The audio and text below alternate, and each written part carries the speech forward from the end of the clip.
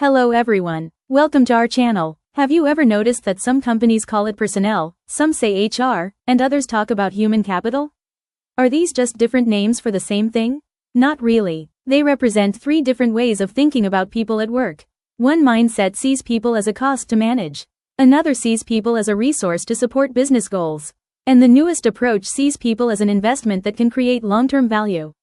In this lesson, we'll understand the difference between personnel management, human resource management, and human capital management in a simple and practical way. Let's get started. Imagine three companies. All of them have employees. All of them run payroll. All of them hire people. But they ask very different questions. The first company asks, are employees paid correctly? Are they following the rules? The second asks, are our people helping us achieve business goals? And the third asks, are our people becoming more valuable every year? That's the biggest difference. The work may look similar, but the mindset behind it is completely different. And that mindset changes every HR decision. Why should you care about these three approaches? Because the way an organization thinks about people affects almost everything. It decides where money is spent. If employees are seen as a cost, training is often the first budget to be reduced. But if employees are seen as an investment, training becomes a way to create future value. It also changes what HR measures. Some companies only track attendance and headcount.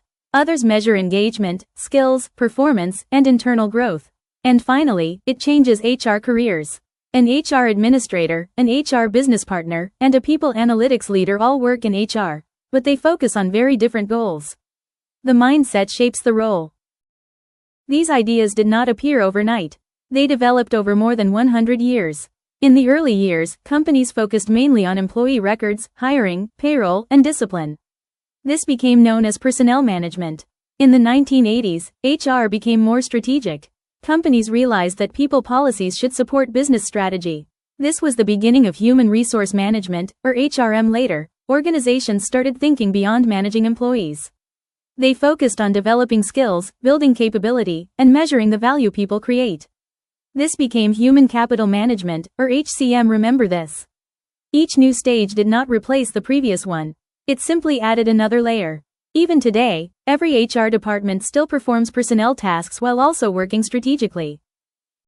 Let's define each term clearly. Personnel management is mainly about administration. It focuses on hiring, payroll, records, compliance, and employee relations. Its main belief is simple. People are a cost that must be managed properly. HRM takes a broader view. It connects people practices with business goals. Recruitment, learning, performance, rewards, and engagement all work together to support company strategy. Here, people are viewed as a resource that helps the business succeed. HCM goes one step further. It treats employees as valuable assets whose skills and knowledge can grow over time. The focus is on building capability, measuring outcomes, and creating long-term business value. So remember the progression: cost, resource, investment. Now let's compare them directly. Personnel management is administrative. HRM is strategic. HCM is both strategic and data-driven. Personnel focuses on short-term needs. HRM balances today's work with future planning. HCM thinks about long-term growth.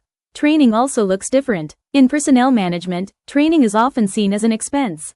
In HRM, it supports employee development. In HCM, it becomes an investment with expected returns. The same pattern appears in pay, reporting, and decision-making. As organizations mature, their focus shifts from managing people to creating value through people. Let's make this practical. Imagine a manufacturing company loses 6 experienced engineers in 1 year. Exit interviews all say the same thing. There was no opportunity to grow. How would each approach respond? Personnel management quickly fills the vacancies, updates records, and closes the process. The jobs are filled, but the real problem remains. HRM looks deeper. It studies turnover, reviews managers, improves career paths, and updates HR policies. HCM goes even further. It calculates the cost of losing skilled employees. It identifies critical skills, plans internal movement, and invests in future capability. Notice the difference. Personnel fixes the vacancy. HRM fixes the policy. HCM protects the organization's future capability. There are a few common misunderstandings. First, HCM is not just HR software. Software can support HCM, but software alone cannot change how leaders think about people. Second, personnel management is not outdated. Every company still needs payroll, contracts, records, and compliance. Those responsibilities never disappear. Third, simply changing the department's name doesn't change the mindset. Real change happens when budgets, metrics, and decisions change. And finally, people are not accounting assets on a balance sheet. HCM is a management approach. It is about investing in people, not recording them as financial assets. Let's quickly review what we've learned. Personnel management manages people. HRM aligns people with business goals. HCM invests in people for future value. These approaches developed over time, but all three still exist in most organizations today. The biggest difference is not the title. It is the belief behind the title. Does the company see people as a cost, a resource, or an investment? One simple way to find out is to look at what leaders measure every month. The numbers they care about reveal the mindset they follow.